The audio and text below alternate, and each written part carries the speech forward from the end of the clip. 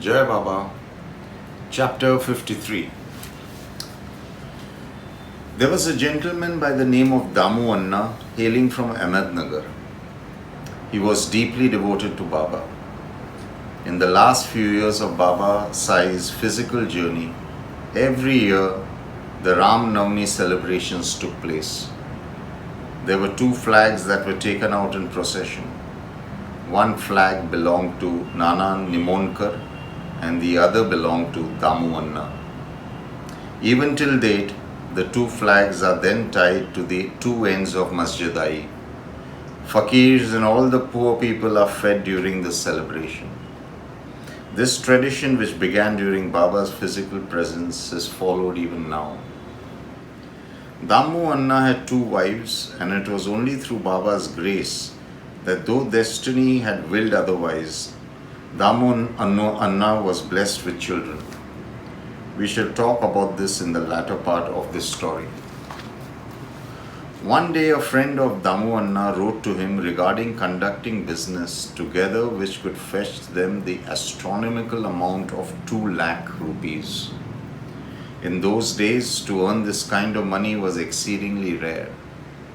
The understanding between the two men was that each one would share half of the profits, and the letter indicated that there was no risk in this venture and that it was safe. The friend said, "We shall purchase cotton at a low price. In a short while the price is going to shoot upwards and we shall then sell it and the difference shall be our profit." Anna trusted his friend. His business mind told him that this deal was a good transaction and an easy way to make lots of money. He wrote a letter to Sai. He wrote, "Deva, as you know, I have no mind of my own. You control me and my very breath. I cannot make any decision without your permission. You are my Lord and Master. You are my salvation, protector, and the one who nourishes me. I am confused about this matter. Shall I go ahead? Will it bring forth profit? Please guide me." The letter was sent to Shama. Shama read it and brought it to Baba and placed it at Baba's feet. "Are Shamya, what have you placed at my feet?" "Baba, Damu Anna has written to you. He is in a dilemma. Why is he not content with what Allah has already given him? Why is this want and thought there to go beyond the sky and our needs? Anyway, read the letter." Deva, you already know the contents of the letter. You have brought this poor man to confusion and now you shall resolve it. Sometimes I don't understand the games which you play. Shamya, just read the damn letter, and I always speak whatever comes to my mind. I am just a poor fakir, anyway, who listens to me. Shama read the letter. Baba shut his eyes, opened them and sighed. "Oh Shamya, this Damya has gone completely nuts. He has gone bloody mad.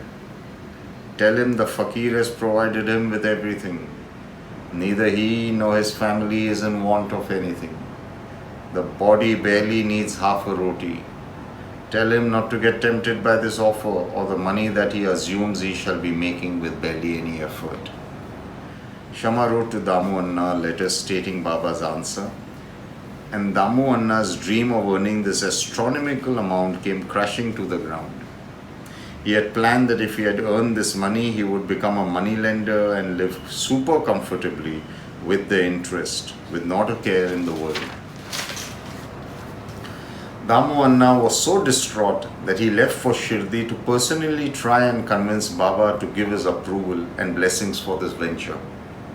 He prostrated at Baba's feet.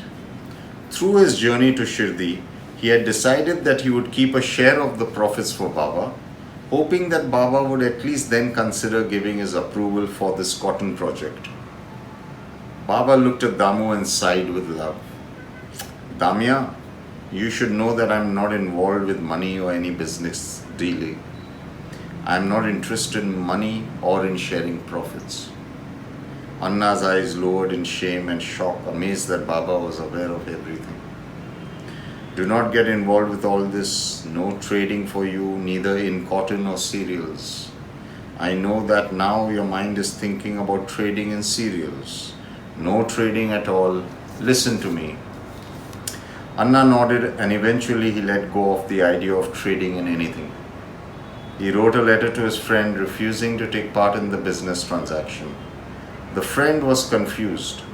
Here was a great deal, and because of some fakir, Damu Anna had refused to take part in the project. How could a sensible businessman like Damu Anna get involved with a fakir and all that which is predicted by him? This fakir himself must hardly have any food to survive on. What would he know about business transactions? According to his friend, Damu Anna had lost his mind for sure. Anyway, within a short span of time, Damu Anna's friend suffered a huge loss in this transaction. He contacted Damu and told him, "My friend, you have turned out to be the wisest of us all. Your fakir saved you from severe financial loss. Even trading in cereals has been a washout, and thus both the projects have failed miserably.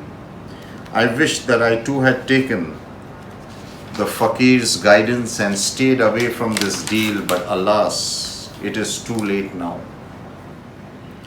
Seeing how Baba had saved him from severe financial loss, Damu's love and faith for Baba became steadfast, and he spent his entire life till the very end loving, serving and praying to Baba. Let us come to the story of how Baba blessed Damu Anna with children and sons too. One day a parcel of mangoes reached Shama from Raleigh. There were around 300 mangoes. Shama took the mangoes to Baba, who removed 4 of them and kept them aside. "These fruits are for Damya."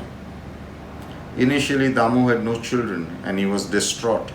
He had consulted yogis, astrologers and doctors. He studied astrology himself to find out the cause, and he realized that there was a planet in a dilapidated position which would not allow him to become a father. When the mangoes arrived, Damu Anna was on his way to meet Sai himself. Baba sat in Masjid and looked at everybody present.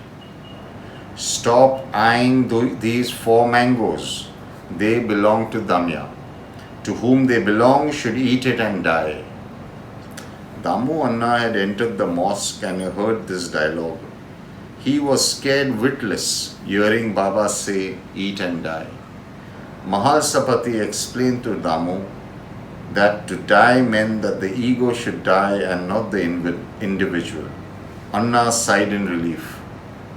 Baba gave Anna the mangoes.